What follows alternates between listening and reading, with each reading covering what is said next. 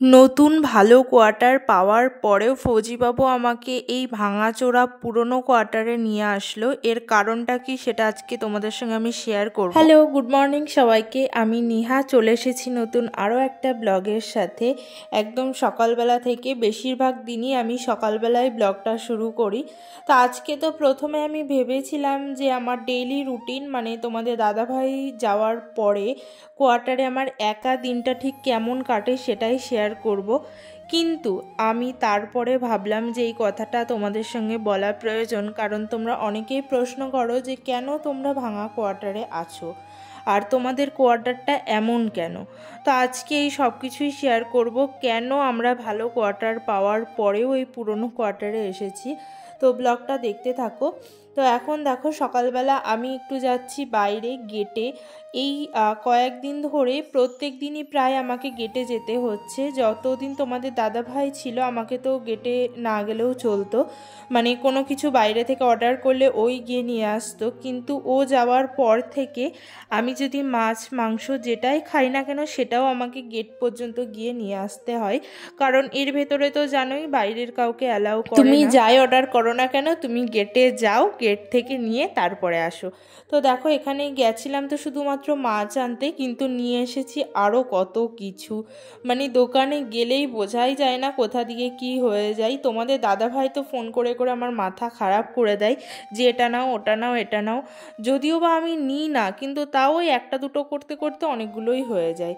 তো এখানে দেখো মাছ নিয়ে এসেছি, আর মাছ কাটার অবস্থা দেখো। এখানে মাছগুলো এমন করে কাটে দেখে আমার খুব হাসি পায়, কারণ কোনোটা এত পাতলা ভাজতে গিয়ে একদম কুড়মুড়ে হয়ে যায়, আবার কোনোটা এত মোটা পিস করে সেগুলো একদমই ভালো লাগে। আর যখন তোমাদের দাদাভাই থাকে তখন তো ও বাইরে একদম দোকানে গিয়ে, মানে ওকে আমি শিখিয়ে দিয়েছি কেমন করে মাছের পিস করলে খেতে ভালো লাগে, তো ও গিয়ে দেখে বলে কেটে নিয়ে আসে। এর আগের দিনের মাছটা যদিও বা একটু ঠিকঠাক পিস করেছিল, জানি না কেন আজকের মাছটা একদমই উল্টোপাল্টা পিস করে দিয়েছে। কিন্তু কিছু করার নেই, যা পাচ্ছি সেটাই খেতে হবে। আমি তোমাদের দাদাভাইকে বলেছিলাম ঠিক আছে না হলে চিকেন বলো, কারণ মাছগুলো এখানে এমন বাজেভাবে কেটে দেয় আমার একদম রাগ হয়ে যায়। কিন্তু ও বলল না তুমি মাছই খাও, কারণ আমি তো বিয়ের আগে প্রায় আমাদের রোজই মাছ হতো, কিন্তু বিয়ের পরে কোয়ার্টারে আসার পরে তোমাদের দাদাভাই যেহেতু মাছ খায় না, ওই জন্য আমাদের বেশি মাছ হয়ও না, মানে খুব কম, দেখতেই পারো হাতে গোনা এক দুদিন হয় হয়তো। তো ওই জন্যই মাছ নিয়ে আসলাম। এখন ধুয়ে রেখে দিচ্ছি, যে কটা আজকে রান্না করব এখন আলাদা করে রাখবো, আর বাকিগুলো টিফিন কোটো করে ফ্রিজে রেখে দেব। কারণ এখানে প্রায় 1 কেজি মাছ আছে। 1 কেজি মাছ তো আমার একদিনে খাওয়া সম্ভব না আমার পক্ষে, প্রায় 3-4 দিন লাগবে। তো ফ্রিজে অর্ধেকটা রেখে দিই আর অর্ধেকটা এখন রান্না করব। আর আমার বর, মানে তোমাদের দাদাভাই কিন্তু একদমই কোনো মাছই খায় না, মানে খুব কম, শুধুমাত্র ওই চিংড়ি মাছ আর একটা মাছ হয় পাঙাশ বলে, সেই মাছটা খায়। মানে যেগুলোই কাটা থাকে না ও সেগুলোই খায়, কাটা বেছে ও খুব একটা মাছ খেতে পারে না, আর খেলেও শুধুমাত্র পেটির মাছটাই খাবে। কিন্তু এখন তো কোয়ার্টারে আসার পরে আমি মানে খেতে চাই না, ও যেহেতু খায় না ওই জন্য আমিও বারণ করি। তো আমার জন্য ও একটু কষ্ট করে হলেও খায় 1-2 পিস, কিন্তু ও তো নেই, ওই জন্য আমার একার জন্য রান্নাও করতে ইচ্ছা করে না। যাই হোক, দেখো এখন মাছগুলো ভাজবো, তারপরে ব্রেকফাস্ট করবো। আর দেখতেই পারলে আমার ব্রেকফাস্ট আজকে কি আছে, কচুরি, চা হয়ে গেছে। তো এখন এই তেলের বোতলটা আমি ঢাকনাটা খুলতে গিয়ে পুরো ভেঙে ফেলেছি, ওই জন্য একটুখানি ফুটো করে এখন এমন করে তেল ঢালছি। আমার কিন্তু এমন করেই মনে হয় ঠিকঠাক লাগে তেল ঢালতে। তো তারপরে দেখো হঠাৎ করে কারেন্ট চলে গেল, মানে সব কিছু রেডি করে যেই রান্না করতে যাবো আর কারেন্টটাও গেল। ওই জন্য বসে বসে একটু চকলেট খেলাম, তারপরে স্নান করে পুজো করতে করতে আবার কারেন্ট চলে এসেছে। আচ্ছা, এইবারটা বলি, তোমাদের দাদাভাই মানে ফৌজিবাবু ভালো কোয়ার্টার পাওয়ার পরেও কেন আমাকে পুরনো ভাঙাচোরা কোয়ার্টারে নিয়ে আসলো। এর আগের দিনের একটা ব্লগে একটা দিদিভাই কমেন্ট করেছে যে তোমাদের এই কোয়ার্টারটা এমন কেন, আমাদের কোয়ার্টারটা অনেক সুন্দর। তো ভাবলাম এর অ্যান্সারটা আজকে দিই। প্রথমেই তো বলছিলাম যে আমি ভেবেছিলাম আজকে আমার ডেলি রুটিন শেয়ার করব, কিন্তু সেই কমেন্টটা দেখার পরে আমার মনে হলো যে এর অ্যান্সারটা দিয়ে দেওয়া উচিত, কারণ তোমরা অনেকেই এমন কমেন্ট করো কেন তোমাদের কোয়ার্টারটা এমন। তো প্রথমেই বলি, এমন বলতে আমার মনে হয় না এই কোয়ার্টার কোয়ার্টারটা খুব খারাপ। কারণ দেখো, আমরা তো তাও এখানে আছি, আমাদের মাথার ওপর একটা ছাদ আছে। প্রথমেই আমাদের এটা ভাবা উচিত যে আমরা ঠিকঠাক টাইমে খাবার পাচ্ছি, থাকার মতো মাথার ওপরে ছাদ পাচ্ছি। এমন অনেক মানুষ আছে যারা রাস্তায় থাকে, তাদের তুলনার থেকে আমরা যথেষ্ট ভালো আছি। আর একটা কথা হচ্ছে, আমরা যে একটা নতুন মানে এখানে আমরা যেখানে এখন আছি সেখানে একটা হচ্ছে নতুন কোয়ার্টার, আর আমরা যেখানে বর্তমানে মানে আমাদের কোয়ার্টারটা যেখানে, এগুলো হচ্ছে পুরনো কোয়ার্টার। মানে আরও আছে নতুন কোয়ার্টার, সেগুলো অনেক সুন্দর, এর থেকেও অনেক ভালো। কিন্তু সেখানে তোমাদের দাদাভাই কোয়ার্টার পাওয়ার পরেও নেয়নি। সেই কি কারণে নেয়নি সেটা এবার তোমাদের সঙ্গে আমি ক্লিয়ার করে বলি। তোমাদের দাদাভাই কোয়ার্টারটা নেয়নি কারণ হচ্ছে, দেখো আমরা এখন যেখানে আছি মানে আমাদের কোয়ার্টারটা যেখানে, এখান থেকে গেট মাত্র হেঁটে গেলে 3 থেকে 4 মিনিট, তাও খুব বেশি বললাম, তার কম হবে। আর দোকান একদম মানে আমাদের কোয়ার্টার থেকে বেরিয়ে সামনেই রাস্তা, সেখানেই একদম দোকান। মানে আমাদের দূরে কোথাও যেতেই হয় না। আমরা যদি ভাবি ঘুরতে যাব, তাও আমরা গেট থেকে বেরিয়েই তো গাড়ি রাস্তার ধারে, তো আমাদের বেশি তেমন হাঁটতেই হয় না।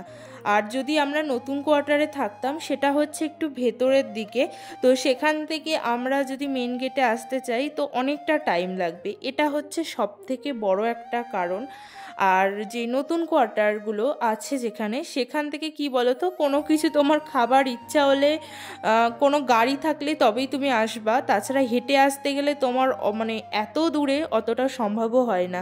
আর আমি আর তোমাদের দাদাভাই যেহেতু আমরা দুজনাই মানে কি বলবো, একটু ঘুরতে, একটু টুকিটাকি খেতে ভালোবাসি, তো আমরা দেখবা তোমাদের দাদাভাই যখন থাকে বেশিরভাগ মানে 1-2 দিন ছাড়া সপ্তাহে 7 দিনের মধ্যে হয়তো 4-5 দিনই আমরা দোকানে যাই পেস্ট্রি খেতে, এটা খেতে সেটা খেতে। মানে আমাদের এটা একটা অভ্যাস বলতে পারো। বাড়িতেও আমরা এমন করেই বাইক নিয়ে রাস্তায় রাস্তায় ঘুরে বেড়াতাম, তো এখানেও তাই। আর আমরা যখন কোয়ার্টারে আসি তখন কথা হয়েছিল আমরা কয়েক মাসের জন্য আসবো, মানে 3-4 মাসের জন্য। তো সেই জন্য তোমাদের দাদাভাই ভেবেছিল যে আমরা এখানে এসে কোনো রকম গাড়ি মানে স্কুটি বাইক কিছু নেব না, জাস্ট তোমাদের দাদাভাই একটা সাইকেল নেবে আর ওটা দিয়ে ও চলাফেরা করবে। আর আমরা যখন বাইরে, যাতে আমরা এখান থেকে হেঁটে গিয়ে গেট থেকে একদম গাড়ি ধরে নিতে পারি। এটাই হচ্ছে সব থেকে বড় একটা কারণ আমরা পুরনো কোয়ার্টারে থাকার। আর সত্যি কথা বিশ্বাস করো, আমি যেখানে আছি আমি ভীষণ খুশি আছি। কারণ কত সৈনিকের স্ত্রীদের কাছে গিয়ে জিজ্ঞাসা করবা, তারা কোয়ার্টারটাও পায় না, মানে এই ভাঙাচোরা কোয়ার্টারটাও তারা পায় না। আর সেই জায়গায় আমার মাত্র বিয়ের 2 মাসের মধ্যে মানে তোমাদের দাদাভাই বিয়ের ছুটিতে গিয়েই আমাকে নিয়ে চলে এসেছে কোয়ার্টারে। আর আমি প্রায় 8 থেকে 9 মাস একসাথে আছি আমার হাজব্যান্ডের সাথে। যারা ডিফেন্সে চাকরি করে তারা খুব ভালো করেই জানে এইটা হচ্ছে প্রত্যেকটা ওয়াইফদের একটা স্বপ্ন হাজব্যান্ডের সঙ্গে থাকার। সেই জায়গায় আমি আমার হাজব্যান্ডের সঙ্গে এতদিন থাকতে পেরেছি, আমি ভীষণ হ্যাপি, বিশ্বাস করো তোমরা। তো এর আগেও একটা দিদিভাই কমেন্ট করেছিলে যে না সব কোয়ার্টার পুরনোই হয়, কোনো নতুন কোয়ার্টার হয় না। কিন্তু না দিদিভাই, আমাদের এখানে আছে নতুন কোয়ার্টারও আছে, সেগুলো অনেক সুন্দর, মানে অনেক সুন্দর, সেগুলো দেখলেই তোমাদের মন খুশি হয়ে যাবে। আমার হোলির ভিডিওটা একটু খেয়াল করলে দেখতে পারবা, আমাদের পেছনে যে কোয়ার্টারগুলো দেখা যাচ্ছে ওগুলো প্রত্যেকটা নতুন কোয়ার্টার, ভীষণ সুন্দর জায়গা সব আছে ওখানে। কিন্তু আমাদের এটাই হচ্ছে কারণ যে আমরা পুরনো কোয়ার্টারে এসেছি, এখান থেকে রাস্তা কাছে তাই। আর হ্যাঁ, আগেই বললাম যে আমরা তো যেটুকু পাচ্ছি এটুকু অনেক মানুষে পায় না। অনেক মানুষ দেখবা রাস্তায় থাকে, তাদের তুলনায় আমরা অনেক ভালো আছি। তাই কেউ কোনোদিন ভেবো না যে ওর কাছে এত খারাপ ভাঙাচোরা ঘর, আমার কাছে এত বড় ঘর। মানুষের কাছে ওটুকুও থাকে না, আমাদের যেটুকু ভগবানে দিয়েছে সেটুকু নিয়ে হ্যাপি থাকতে শেখো। আর আমি আর তোমাদের দাদাভাই এমন না যে আগে আমরা ভীষণ বড় কোনো বাংলোতে থাকতাম, আমাদের বাড়িও কিন্তু এমনই। মানে আগে তো আমরা কাঁচা বাড়িতে থাকতাম, যেটাকে মানে ছাদ নেই এমন বাড়িতে। কিন্তু বর্তমানে এখন সবারই পরিস্থিতি চেঞ্জ হয়, আমাদেরও মানে আমার বাপের বাড়িতেও পাকা বাড়ি হয়েছে, তোমাদের দাদাভাইদেরও ঘর হয়েছে। তাই জন্য আমাদের অমন কোনো প্রবলেম হয় না যে আমরা এই কোয়ার্টারে থাকতে পারবো না। ব্যাস মাথার ওপরে ছাদ আছে আর 3 টাইম খাওয়া পাচ্ছি, এটাই অনেক ভগবানের কাছে, এর থেকে বেশি আর আমি চাই না। তো আশা করি তোমাদেরকে পুরো ক্লিয়ার করে বোঝাতে পারলাম কেন আমরা পুরনো কোয়ার্টারে আছি, কেন তোমাদের দাদাভাই নতুন কোয়ার্টার পেয়েও আমাকে নিয়ে যায়নি, আর হ্যাঁ কেন ভাঙা কোয়ার্টারে আছি। তো চলো এবারটা ব্লগে ফেরা যাক, কী করছি না করছি সেগুলো বলি। তো দেখতেই পারলে আমি মাথা আঁচড়াচ্ছিলাম বিকেলবেলা, তো সেখানে ওই একটা দিদির সঙ্গে কথা বলছিলাম মাথা আঁচড়াতে আঁচড়াতে, তারপরে একটু হাঁটতে গেছি, আর সেখান থেকে এসে কোনো রকম কোনো ভিডিও করিনি। রাত্রিবেলা এখন ডিনার করে নিয়েছি, এখন 9টা মতো বাজে। তো থালা ধুয়ে নিলাম, একটাই থালা ছিল, ভাবলাম এখনই ধুয়ে রাখি, তাহলে সকালে বাসন থাকবে না কোনো। আমি চেষ্টা করি রাতের কাজটা রাতেই যতটা পরিমাণে শেষ করে রাখা যায় আর কি। আর তারপরেই তো হাত মুখ ধুয়ে ঘুমাতে চলে গেছি। আর আজকের এই ভিডিওটাও দেখা হবে আবার কালকে নতুন আর একটা ব্লগে। টাটা সবাইকে।